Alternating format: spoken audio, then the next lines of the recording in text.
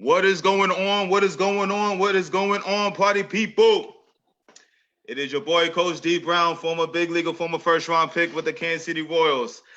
I got a special guest on today. Okay, and I'm a this guy. When I tell you, he knows when it comes to the intimate um part of D Brown, talking about how your boy didn't know how to wash clothes. He when I tell you this man right here taught me how to wash clothes, how he,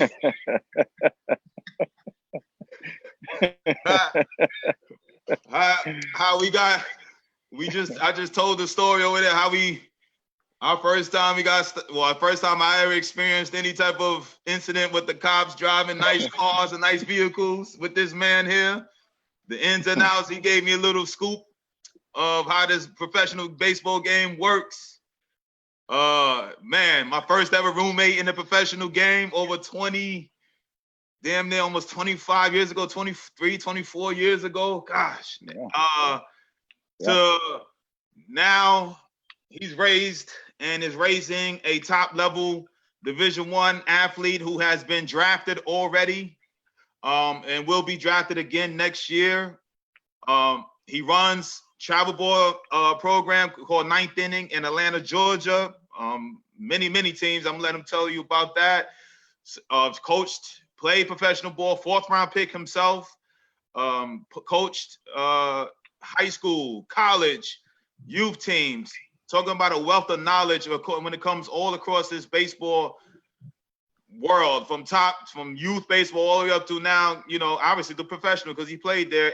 But the main reason he's on today, I wanted to bring him on to talk and help you guys, just talk about how to deal with and raising a high level athlete. And, we had his son on. That's crazy. I had his son on before I had him on here, but I reached out the other day because I reached out to this man for advice on different things, a multitude of things over the years. Again, he's been my friend for 20-some years.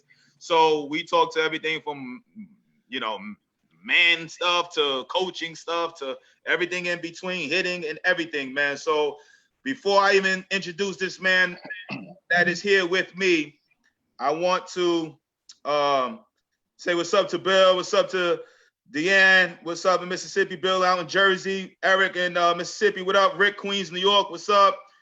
Corey, what's going on? ATL in the house, Sega, Louisiana in the house, Chipper, what's going on? Nashville in the house, T Sut, what up? Corey, what up? Andrew, what up?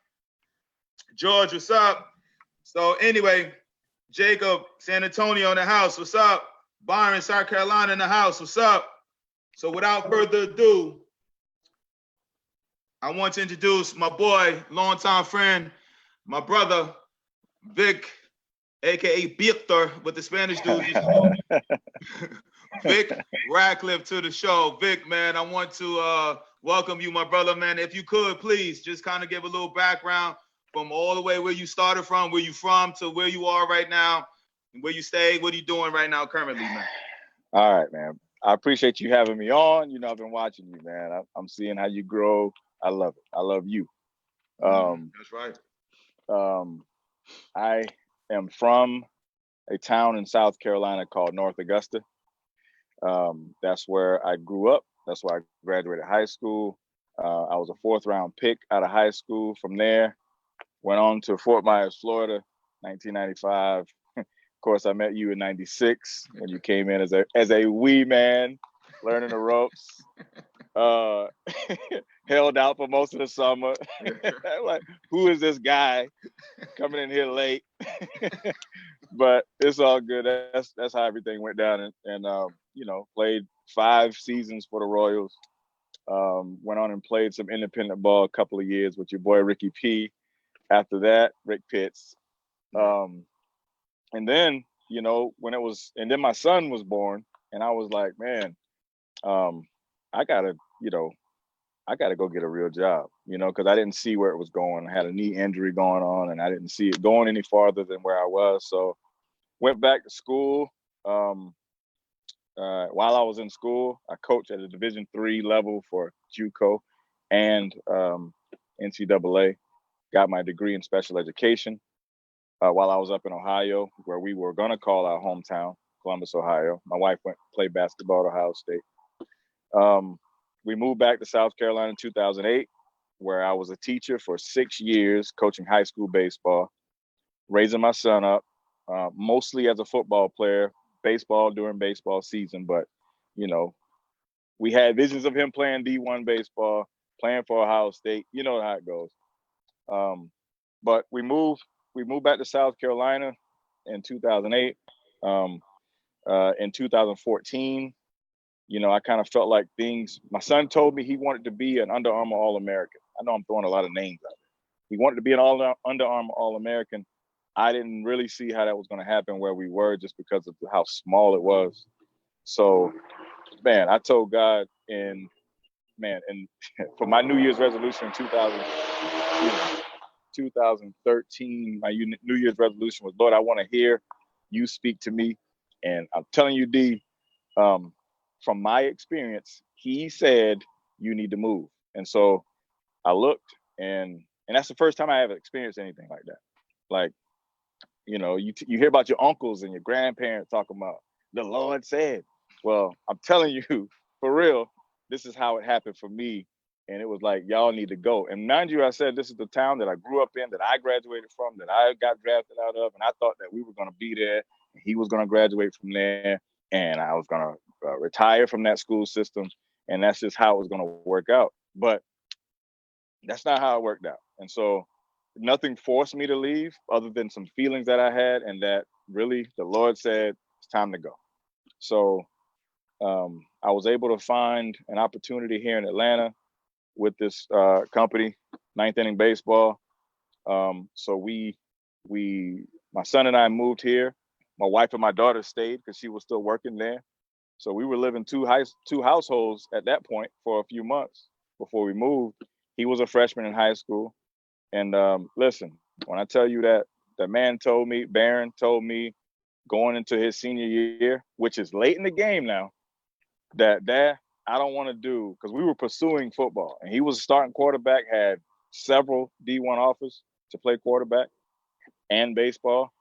And he came and said, Dad, I don't want to play football in college. I just want to play baseball. Well, you know, D, at that point, going into your senior year, most Division I baseball scholarships are gone. There's no more money out there. So we just happened to, it was crazy. He had one other offer. We were sitting in a restaurant. We were at a PG National tournament. I'm throwing names around again. We was at a PG National tournament in Fort Myers, Florida. And he was like, Dad, I haven't gotten any offers. I don't know about this thing. I said, well, son, listen, we've come this far. Everything is going to work out. Don't worry. I'm not joking to you, D. And everybody who's listening, I'm not playing. 15 minutes later, wow, my phone rang. It was, I don't remember his name, but it was UCF. And he was like, may I speak to Barron Radcliffe? I was like, who is this? Such and such from University of Central Florida. We want to talk to your son. So he gets on the phone. I promise you, it was 15 minutes later. Wow. He got on the phone and went outside, came back in. He was like, well, got my first offer. I was like, wow, my mind is being blown at different times. Like, if we're just patient and you're faithful, you know, things will work out the way it's supposed to work out. So, you know, a week after that, we got back home. We got a guy I worked with, Heath Honeycutt, who played at Georgia Tech, told us, well, no, he made a contact with a guy at Georgia Tech. They called us in, and they offered Barron almost a full ride on the spot. So that's how we end up with the Georgia Tech thing. Barron only had 2 offers, but, you know, we still were in pursuit of the whole draft thing at that point. So we were trying to go through that. And that's a whole nother story in itself. But that's how we get to where we are right now. He's a sophomore at Georgia Tech and doing pretty good. I mean, like, there's so many nuggets, man. I just, parents, I want you guys to hear, and I'm going to go a little deeper. So, you know, I'm talking to him through this, but I mean, it inspired me, but I want you guys to hear, because I just had a phone call yesterday, and I think he's on the show right now, or 2 days ago, maybe. And he was talking about wanting to know my advice on transferring schools and what's the best option and all of that. And that's just within the city. Okay. But you're going a way step further that, you know, listen, nothing was wrong in the situation that you were in. You just literally, you said God talked to you about, listen, I need to get up and you know, move. And you were like, listen, let me find out where's the best place for my son to go. And you ended up in Atlanta, and a lot of things went, you know, I behind the scenes, I know it was a strain on your family because your wife and your daughter stayed back and you guys went earlier than them and got situated.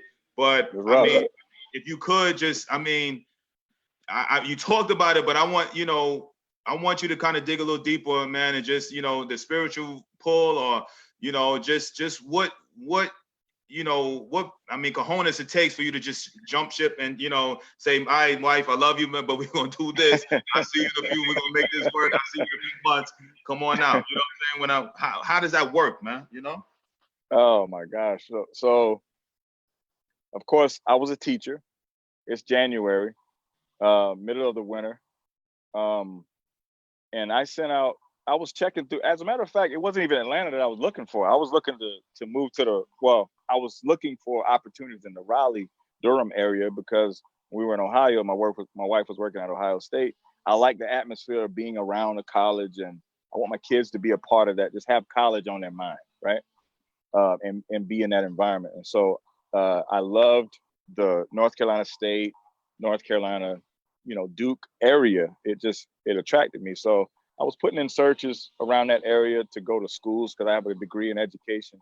So I thought that I might be an academic advisor or something like that at a school. I thought that'd be pretty cool. Well, I kept getting these pop-ups of Norcross High School. For some reason, I'm looking at colleges, and Norcross High School in Atlanta kept coming up in my searches. So I clicked on it, and I remember watching Norcross play for the state championship that particular winter, and it was like they won back-to-back state titles. And I always thought, man, what would it be like for Barron to go to a school that had 4,000 students in it? Because we were at a school that had 1,200. But this man is telling me he wants to be an All-American. He wants to play Division I. If that's the case, then guess what? He needs to go out there and let's see. You know, because if you can't handle it in that environment, then that's not the thing for you. I know that there's a lot of parents that don't want to put their kids in that kind of fire on that kind of stage because they may be afraid that they may fail or something like that. But for me, it's like, if my son says, these are my aspirations, and I know, and my wife knows the level of ability you need to have in order to play at that, then let's go ahead and start that ball rolling now. Let's go ahead and put him in that kind of fire right now and see if he can handle it. So I reached out to their football coach. I told him about how I was a teacher. Oh, by the way, I have a quarterback as a freshman at 6'2". What do you think the chances are of us moving or being able to relocate? How do you think that would work? Man, that dude called me back right away and was like, "Won't y'all come down and look at the place?" So of course, at that moment, I had to tell Barron, and then he was like, "No, I ain't moving nowhere." You know, because kids don't want to go. They don't want to leave their friends. They don't want to do none of that. So, but we went. Me, Barron, my wife, we all drove down to Atlanta and visited the school like it was a college day. You know, a college visit or something. And yeah, it all worked out, D. I'm telling you. But it was not easy. I don't want to try to sugarcoat anything right now. I want to tell people that it was an easy decision to make because we wanted to put our son in the best situation possible. And I know that's what all these parents want to do. We want to see our kids succeed. If our kids say, I want a horse one day, we're going to do whatever we can to get them a freaking horse. But my man told me he wanted to play college football at a high level, and I wanted to do whatever I could to put him in that situation. And it was being revealed to me that this is the place that we need to go. And so the street became paved. As I continued to go down, as a couple weeks went on, the road kind of got paved. It was unclear at first, and then everything just started paving its way. And within, so that was January that I did my first search. And then on May 1st, I was starting at ninth inning. So 3 months later, 2.5 months later, that's how quickly things changed. Because when I went in on Christmas break, there was no thoughts of leaving this place. We were comfortable where we were. Wow. And then 3 months later, we were living in Atlanta, have an apartment, already signed a lease. Me and my son are living in Atlanta, and my wife and daughter are coming to visit us on the weekend. And we made the best of it. It was not easy. but you know, we were trying to roll with the punches of it.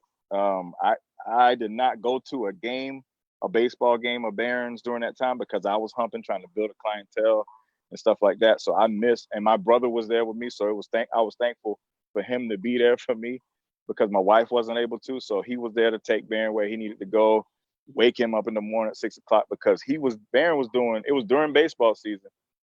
But like I said, he's a football player too. So he was doing 6 a.m. workouts Monday through Thursday during football workouts during baseball season.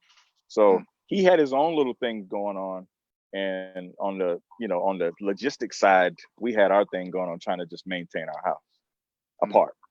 Yeah. I got you. Yeah. So, I mean, I love that story, man. So all you parents out there, man, you wrestling with the power moves and what you need to do.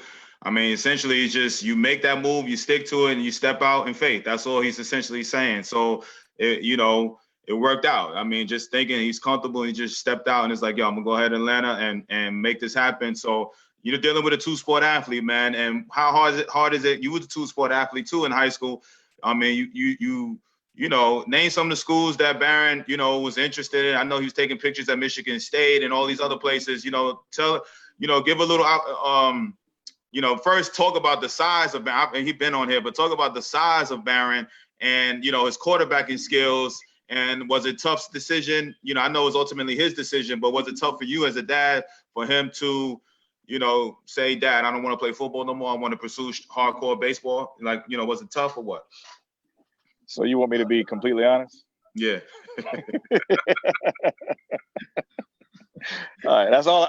I only know how to keep it real. I don't know how to sugarcoat. So I'm going to keep it real like this. The reason why Barron said, I don't want to do football is because he was seeing a bunch of kids around here get offers from places where he knew they couldn't hold his jockstrap. Can you name a few quarterbacks, please? Because for my college football fan. No, I'm not gonna go that far. Okay. I'm not gonna go that far. Okay. I'm not gonna go that far. But but currently some of them are playing at SEC and AC schools right now, right? Yes. Okay. Yes. So let me just tell you this. So Barron, you already know, Barron is almost 6'5", 230 pounds. He runs like a 6'6", 60. So that means his 40 is around 4'5" So he's a freakish type of kid. So as a dad now, so it's just tough because my wife and I are both athletes. That's our son, but we also know what Division I special athletes look like. So it just seemed to me, it was weird that, wait a minute, how come the kid that looked like this right here and can throw the ball 70 yards is a left-handed hitter? In the 10th grade, he hitting the ball out of the field, Oppo. How is it that I'm hearing all these kids that are getting offers as sophomores in baseball and in football, but my son doesn't? I didn't understand it, D. So I couldn't understand it. And then I figured it when he was a senior, we then figured it out. It was baseball schools were afraid that he was going to go and play football. Football schools were afraid that he was going to get drafted. So therefore, they canceled each other out. And so I didn't know that it worked like that because you hear all these coaches on TV talking all the time about how they want multi-sport athletes. We want kids to do this and we want them to play other sports. They do, but they ultimately want you to decide. And I think they want you to decide. I don't know when they want you to tell, but I haven't figured that part out yet. But that is what kind of canceled out, what he was doing. So the reason why he chose baseball over football is because he wasn't being shown the love that he thought he should get. So then after his senior year, he goes out and he's crushing it during football. He threw 27 touchdowns, 2,700 yards or so. Now USC, Trojans, Tennessee, Notre Dame, Michigan State. Now these teams want to come in and say, hey, you think that kid still want to play football? And they were like, no. Barron was like, no, that ship has sailed. So that's how we get on the baseball track. That's how he was upset with that whole process. And so that's why ultimately he's like, I don't want to do football. I'm going to do baseball. I love it, man. So that's a good little nugget that you just gave. It's like, we You know, all the scouts and coaches all talk about two sports, playing multiple sports. We love multiple sports, and then it ultimately hurt. Especially if you excel in multiple sports, it actually right. Yeah. If you That's borderline, if you were like, because there's some kids like on my 16U baseball team, I have a couple kids that are football players that play baseball. Right. You know, and then there's baseball players that play other sports. Right. You know what I mean? So I guess that once you decide that, you know, that the road is kind of already laid out for you. But when you are a possible draft pick in baseball and you are a possible, you know, the face of a program for football, then they kind of outweigh, they cancel each other out almost. And so you end up having a situation where, you know, like Brian Jordan. I talked to Brian Jordan. Remember the guy that played for the Braves, played football, played for the Falcons. I talked to him once. I talked to Marquise Grissom. Both of those guys played college football and college baseball, but they played at lower level schools because, you know, the Arizona States and the Georgias, they didn't want them guys to play two sports at their school, but they didn't want to give either one of them up at the collegiate level. Oh, I love it, man. It's great information, man. So again, parents, you guys know the deal. Please get this info. You know, any questions you have for my boy Vic, we're going to talk. I mean, he runs a travel ball, organization, and he also, raising a high level athlete. So, when you're growing up coaching Barron, what I have a lot of dads on here that listen in, and they're coaching their sons. What are some of the challenges that you had, especially somebody with you have a pro background, you know what I'm saying? You were drafted very, very high. So you have a different perspective. So what were some of the issues that you had, coaching Barron coming up? It's unfair to that kid at sometimes. Can you hear me clearly? Because you were just breaking up just now. You good. All right. It's unfair to the kid sometimes because that's your kid. You sometimes expect him to just inherently have information in his head that you have. You just think it's by osmosis. He just got it in his head.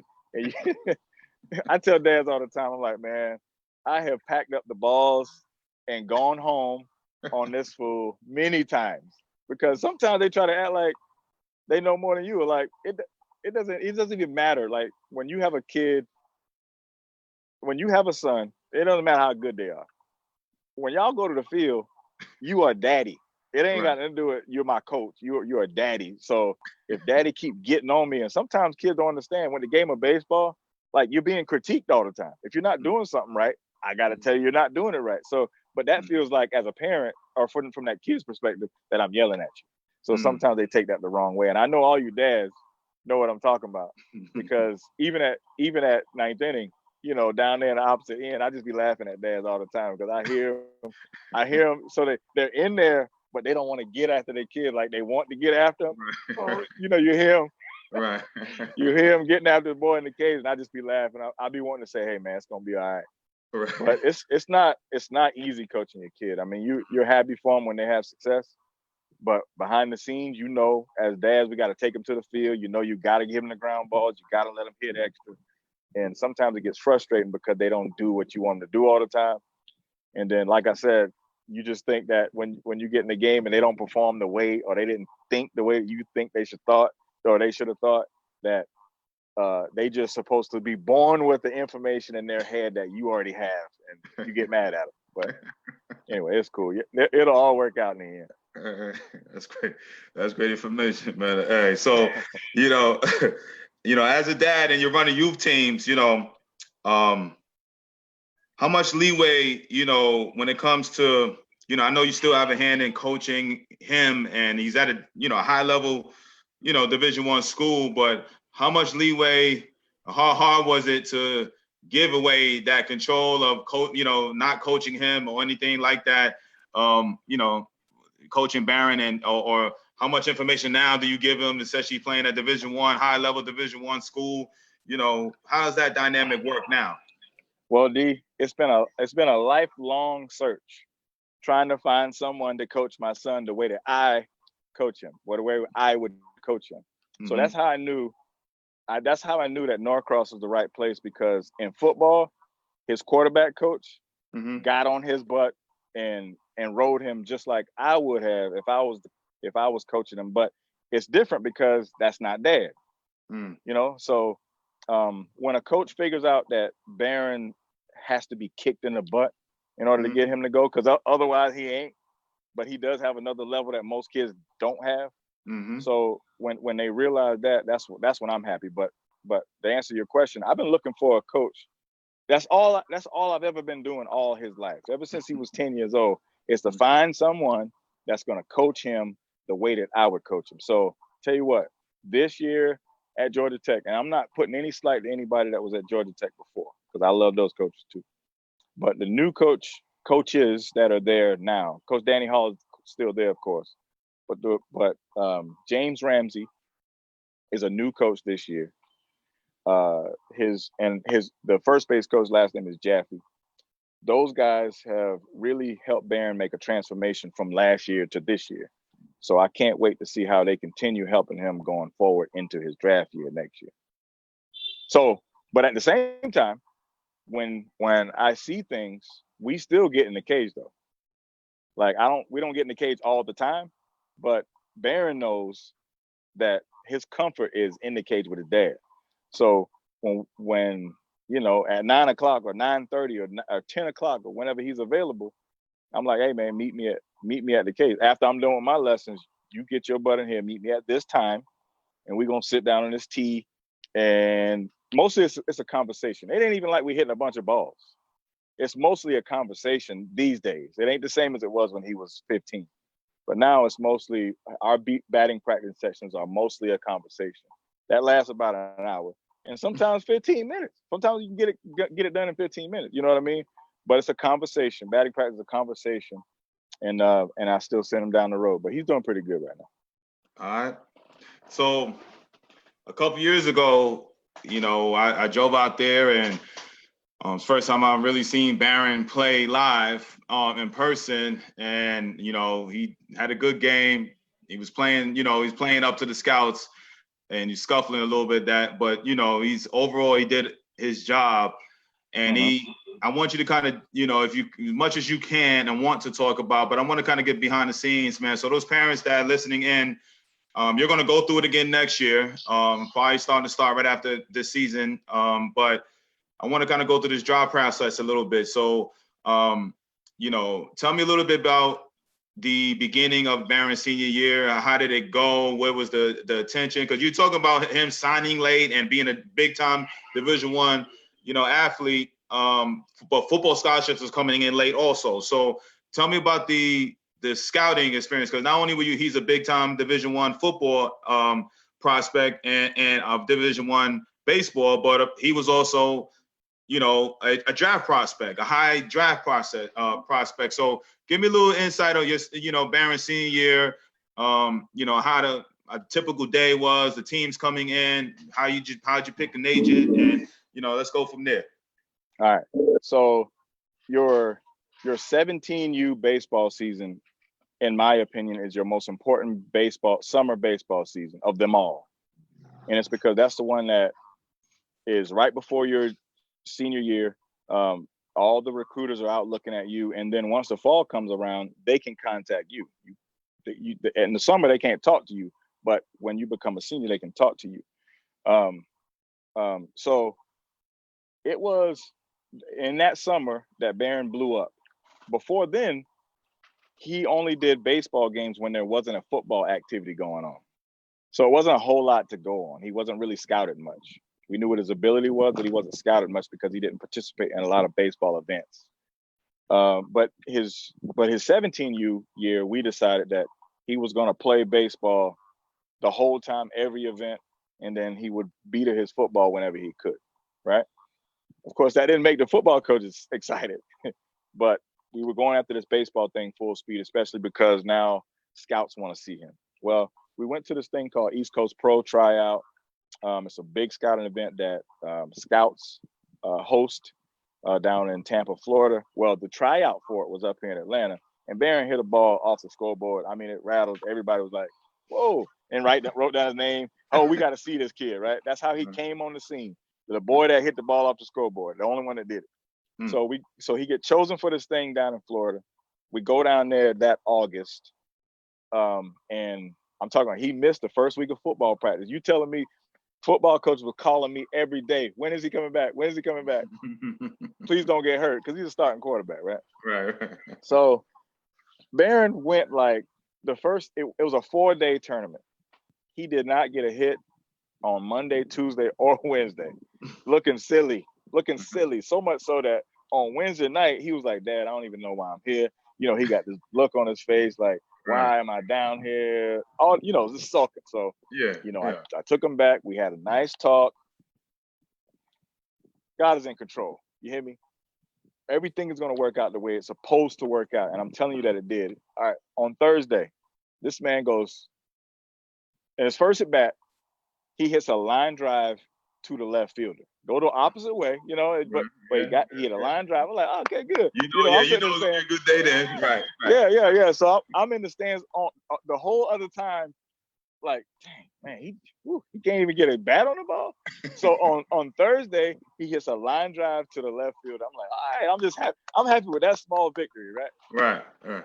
So he goes on in his next 2 at bats to hit bombs. I'm talking about out of Yankee spring training stadium, out of the park, into the street, almost hitting buses.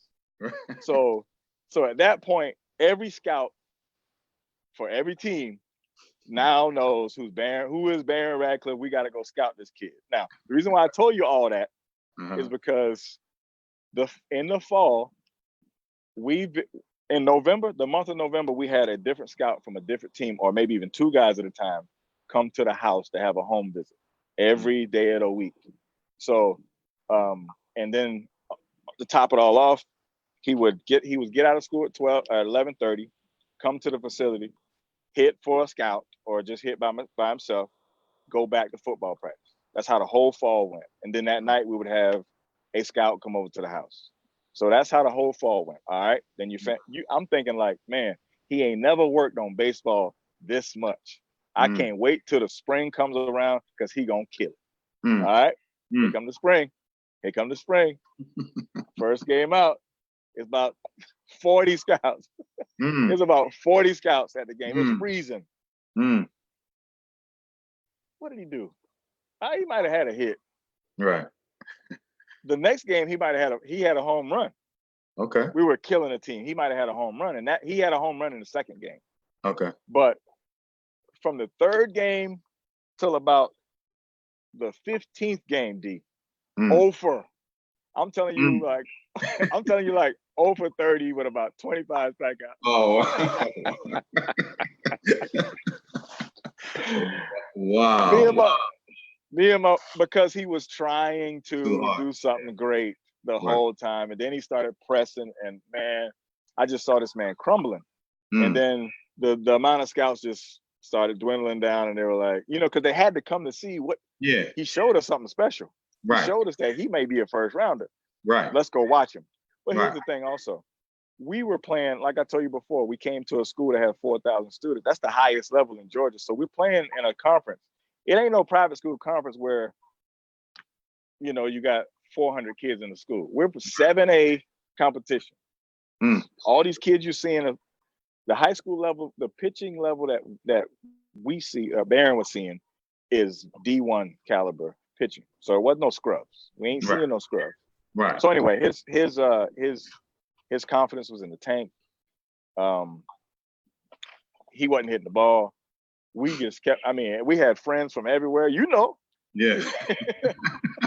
I was like, man, somebody call him. We got everybody calling him, trying to give him a good word. Everybody praying for him. My wife done lined up the prayer warriors. We shaking holy water on the boy. We trying to help him out the best we can. And this man is struggling. But to his credit, that was before the conference season started. Once the conference season started, he probably hit 500. He killed it. He killed it. Right. He ended up being second team all state. But boy, that first half of the season with them scouts coming around was no joke, man. It was no joke. It was no joke. You know how it was. You had the same thing you was in high school. Yeah. I ain't had 40 out there though, first day though, but I had about 15, 20 though. but so So now, the winter time going into the senior year, he presses a little bit, but even so, the first round talk might have dwindled a little bit, but there was still, opportunity for him to get drafted, right? I mean, so tell me a little bit about the draft process and, how did that go and behind the scenes, if you don't mind me asking. Well, we had a number. So it was still at a place where he could have a number. Everybody's not able to put a number out there. You know what I'm saying? So we were still at a place, even up until the draft. What does a number mean? What does can for somebody that doesn't know? What does you have a number? Please, talk about that. What does a number mean? Let's say your number is $1 million. Okay. I will take $1 million instead of going to college. So what Barron had in his pocket was, I have a scholarship offer at Georgia Tech University. Georgia Tech Institute of Technology. I can do that, but I will take $1 million. I will not go to Georgia Tech. I will give up a chance to go to school and play in the ACC if you give me $1 million.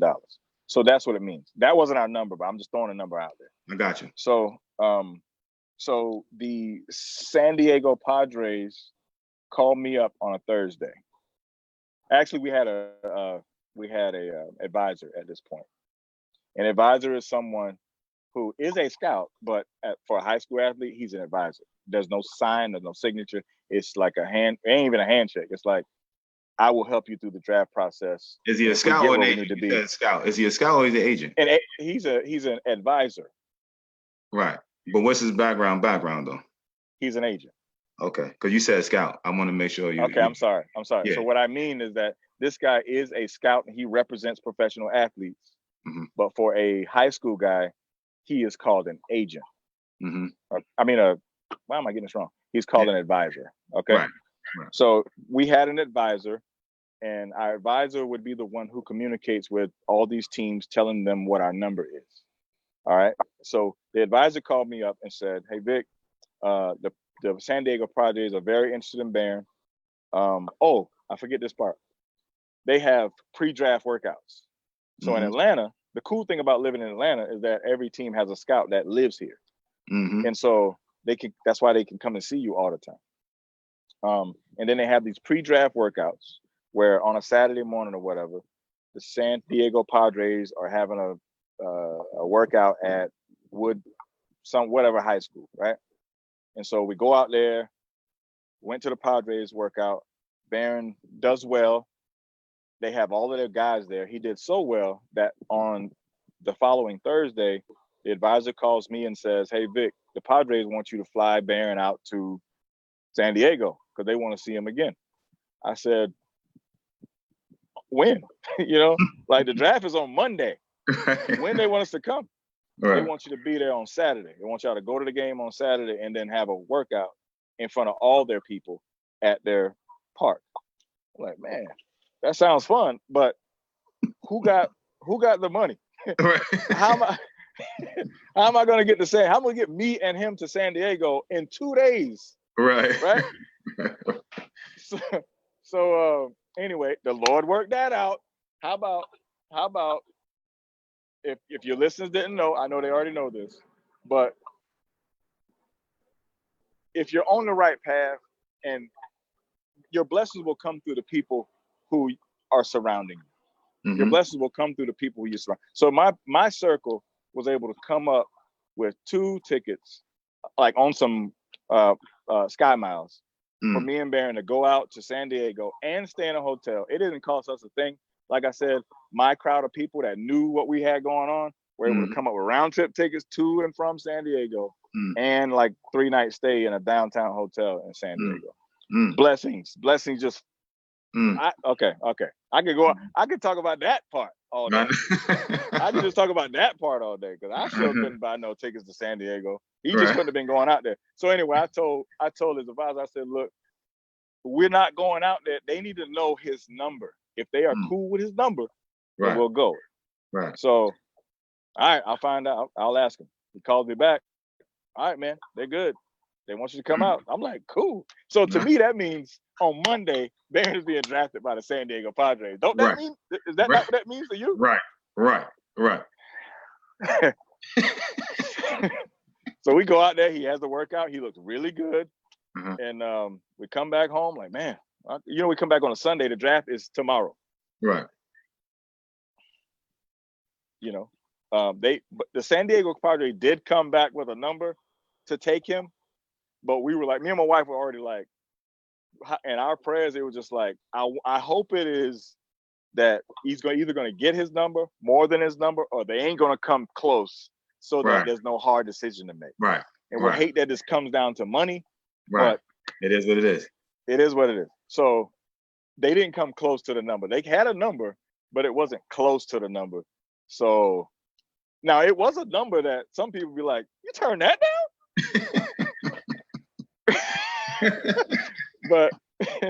but we don't ever have that conversation. So with anyone outside of our house. So anyway, Barron's at Georgia Tech. So you know how it goes. The rest is history. All right. So now let me ask you this. So now you're going to obviously he's hitting the ball. He just went opposite field against Clemson this past weekend. He's locked and loaded, getting better now, getting locked in. So next year you're going to start dealing with this again. What are some of the differences that you feel like you're going to do differently now than or the same, or anything that you've learned from 2 years ago? Well, I don't know what to expect, D, from this side. I know that once you're in college, you don't have to fill out like a medical form for every single team again. I don't think that the scouts need to come sit down in your living room again.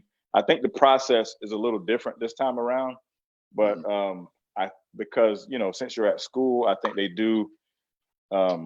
I think they will have some contact with Barron, but when you play in the ACC, the thing about the ACC is that it is probably, I would say, Carolina League comparison. Wow. So they know if you can have a level of success on that platform, then you're gonna probably be able to have some success as a professional. So that is like it won't be anymore where, you know what? Let me go into this right here. It will be a draft year, right? So some kids look at that as that may be some pressure. Like, I got to do something. Mm-hmm. And then next thing you know, they done pressured themselves out of having success. And I hope that's not something that comes around, because Barron already been through it before. Mm-hmm. So I hope that that's not something that he will fall into. I think that it won't be, just because once he's, right now he's playing and he's doing pretty well. So as he continues to get older and more mature, I don't think it'll be an issue the next time around. And I don't think that us as parents will have the same role the next time around. All right. I know you got to head out soon, but let me get these questions in, man. Yeah, go ahead. George asks, so my little one is here in the Mid-South, still elementary school, playing up. I'm not a baseball dad. How do you base the level of your kid's ability to play at a higher level? Let me put this thing right here, D. Hold on 1 second. All right. I'm getting in the car, so hold on 1 second. All right. So how do you? Yeah, he says, how do you base? He's not a baseball dad per se, but he said, how do you base your level of kids' ability to play at a higher level? Like, how do you gauge your kid against other kids at a higher level? Well, if you got your kid,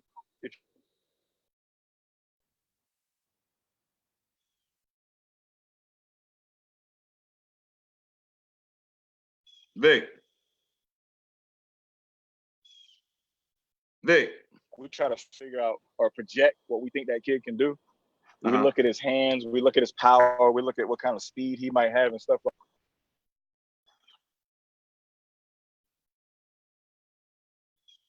that. And you can't tell that he's younger than the other boys, then he has a certain high level of baseball ability and he's going to be pretty good.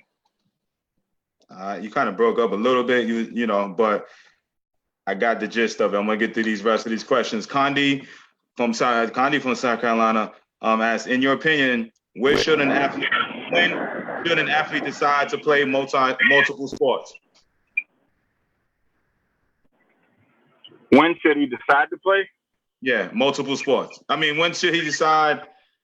I guess he said, when do they decide if they play multiple? When should an athlete decide if they play multiple sports, or when they should decide when not to play multiple sports? I think that he is what. All right. I would say, as your kid is growing up, put them in.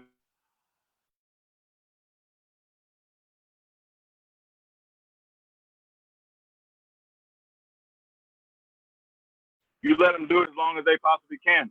For me, I'm sure you're the same way, D. Mm-hmm. I played when in baseball season. I played baseball. Can you hear me? Yeah, you're going in and out, but I can hear you now. Mm-hmm. When I was growing up, I played baseball during baseball season, football during football, and basketball during basketball. Once I got to high school, I did the same things in 9th grade and in 10th grade. And then in 11th grade, I decided to break it down to 2. I chose football and baseball, and I just stuck with those. And then by the time it was time for me I didn't know that being drafted out of high school was a possibility. Like, I didn't find that out until, the summer going into my senior year. That's the only time I even knew about that. Kids know about so much more stuff now that we didn't know back in the day. Like, now they know.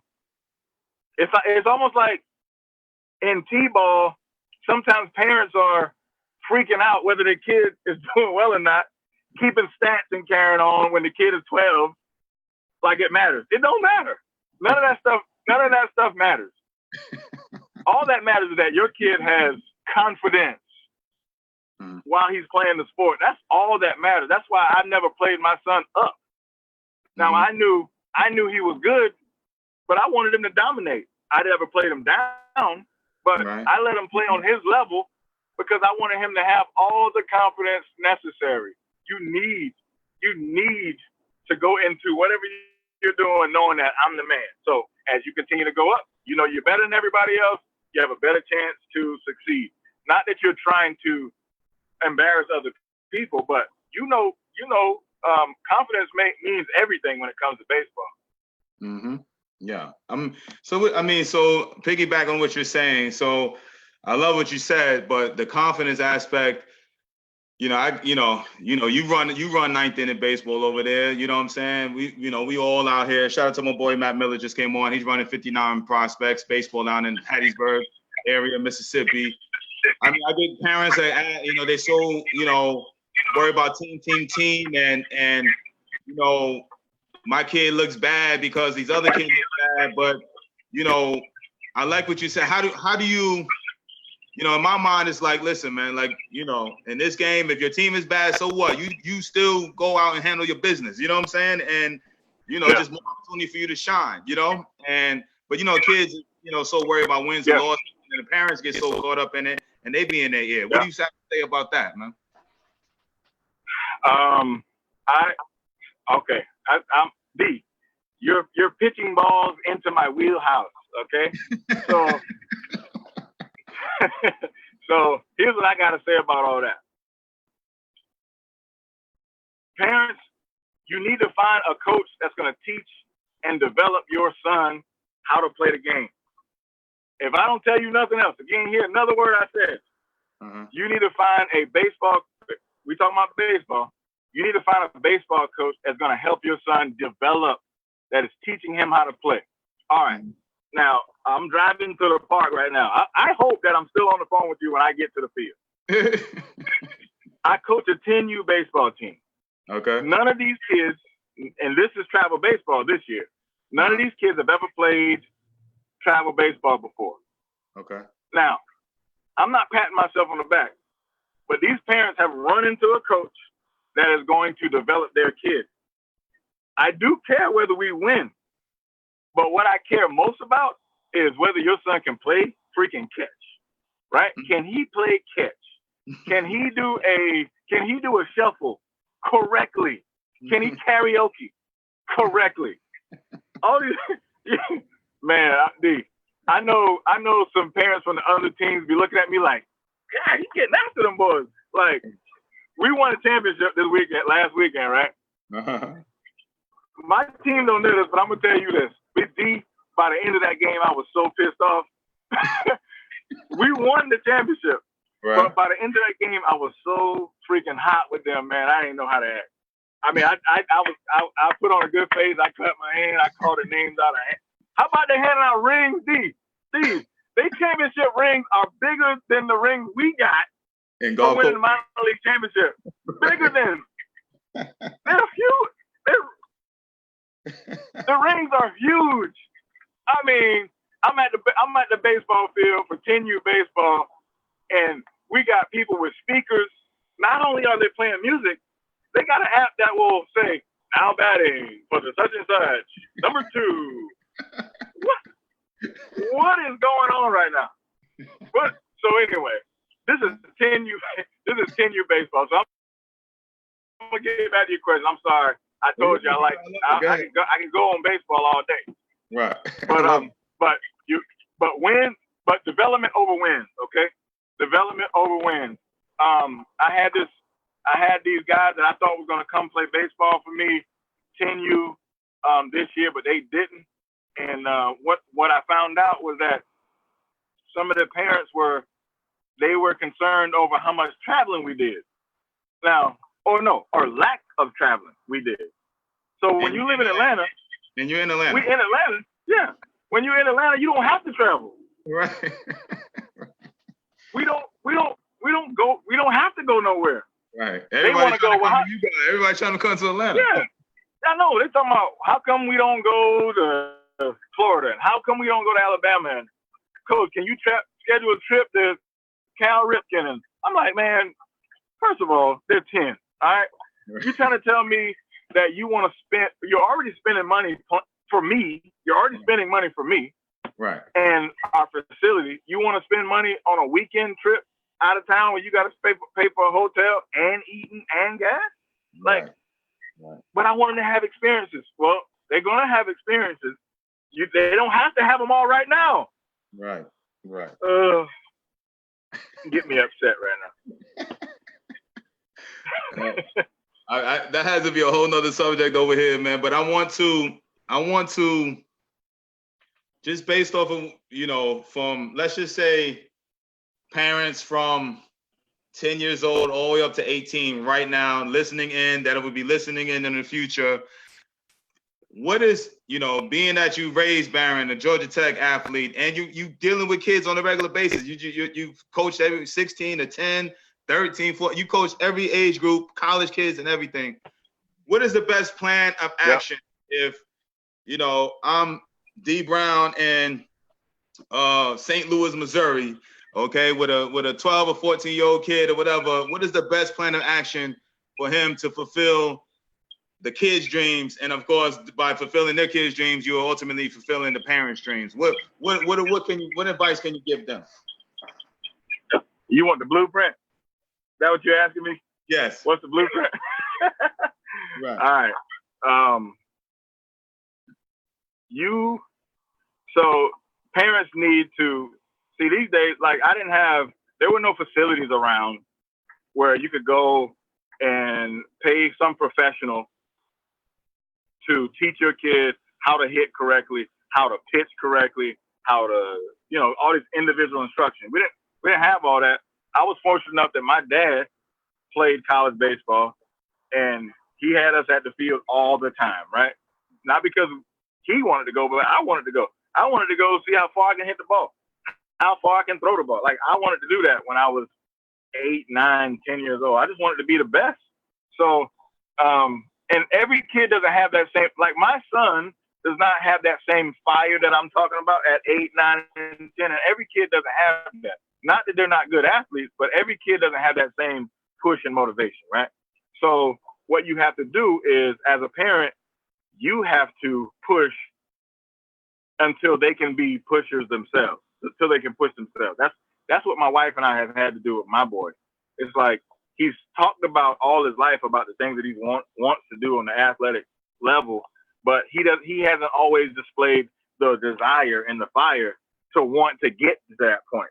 So as parents, you got to push them, and you got to know, all right, so you say you want to do this. I know you don't want to, but we're going to hit.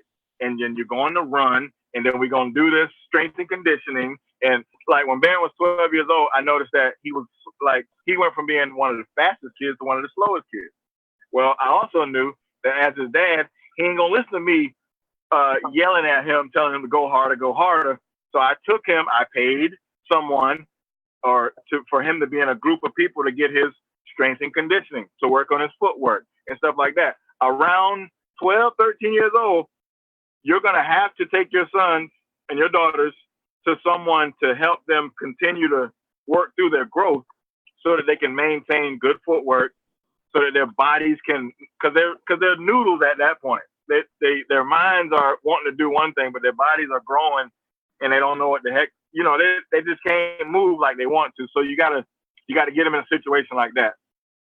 After that 12 and 13-year-old point with the strength and agility part, still your parents, you're going to be on a constant conquest to find a coach that is going to help your kid develop and grow his baseball IQ.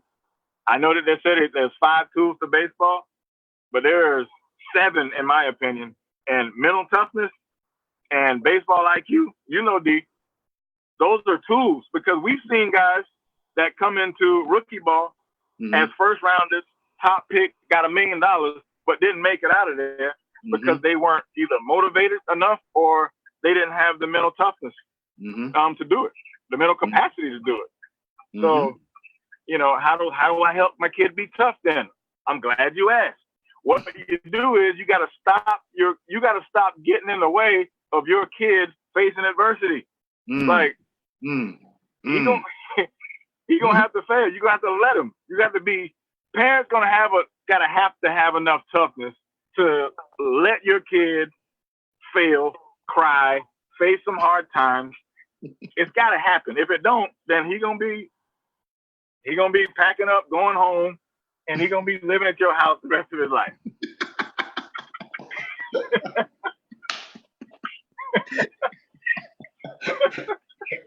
Hey, I love. It's funny you say that, but it is the truth. Because they try to avoid, conflict and pain, and they want everything to be. But they don't want coaches yelling at them. They don't want, they don't want to be singled out. They don't, what do you say to that parent that is like you want to save?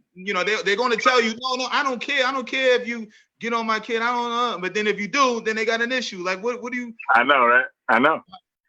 What do you say to that? I know you got to go, but what do you?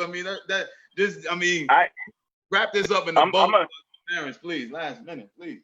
I'm gonna tell you this, D. I haven't had any. I don't want to jinx myself. I don't think I have to jinx myself. But the Lord has blessed me where I haven't had any parent issues. Like, I've been able to convince parents that I have their kids' best interests in mind, and that when I get after them, it's because I want what's best for them. So I haven't had any issues with parents with me getting on their kids. So, when a coach, you know it. That's when I said you got to find a guy that's going to develop your son. Because if you find a guy that develops your son, then he knows how to push him, how to kick him in the tail, how to hold him up, all that other stuff that will help him get where he needs to be. And so, how is he going to be mentally tough? Hold on one second, D. Let's go to that baseball field right there. Hurry up, Cooper! All right, so I got to say the keys are, you got to find a coach that's going to be that's going to push your kids, and parents, you just got to let them do it. Especially now, when you run up on a guy, D, you've seen baseball. Now, baseball coaches can be, we can be some a-holes, right? So we can be, but you run up against some coaches that think they know it all and stuff like that. I don't ever tell my kids that I invented the game of baseball, and I try to let the parents know that I didn't make this up. I'm a coach your kid like I would coach my son, and I think that's a key right there. You tell people that you're going to coach their son like you coach your son, and then people just back off and they just drop the kid off. They just drop the kid off and go. So yeah, that's how it's working out. But you want to find a coach that's going to help your kid develop. Parents, don't let your kid be punks. And when I say don't let them be punks, and I'm not trying to hurt your feelings, but what I am trying to tell you is that your son has to face adversity. Like, stop telling him that it ain't his fault that the ball went between your legs. Yeah, it is. It was his fault. You know, go back to work, take some more ground balls. You know, it takes work, and that's it. Like, we got to stop. This is baseball, so this is a game of failure, and they have to understand that I'm not going to be perfect, and that's it. That's it. Listen, D man, we need to have a part 2. I know you gotta go. So, part 2. hey, listen, I appreciate you, my brother. If you could, real fast, man. I've had a couple people ask where exactly in Atlanta you're located. You know, people have talked about when they come to Atlanta or they're in Atlanta, where can they find you or anything like that? All right, here's what I'm gonna do. So we're in Chamblee, Georgia, right? The place is called Ninth Inning. I'm gonna tell you what. I'm gonna hold this up right. Hold on, let me see. Is that in the camera? So if anybody, is it even focused? It's hard to focus. Yeah, it's hard to see. All right. Well, I can do that. Text me this K Moore Dash. You know, bunch of them is on right now. They wanted to tell you what's up. Yeah, they all Dash, K Moore, all our ex teammates is on today too. A bunch of shout out to a lot of people, man. But that's been on it. Right. But if you could, I just maybe I'll put it in. So parents listen in. I will put it in on the message part.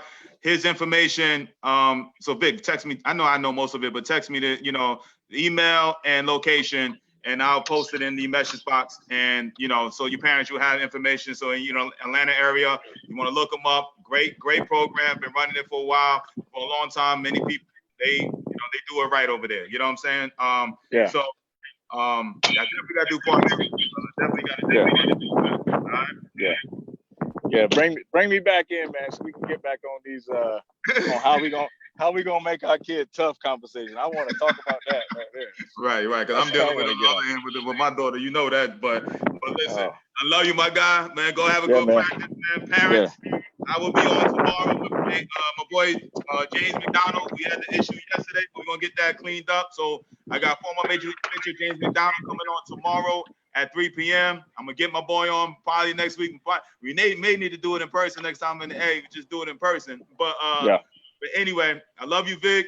I'll be on tomorrow at 3 p.m. You take care. I see you, Vic. Have a great day. Parents, I see you. Man. Peace. All right. Later.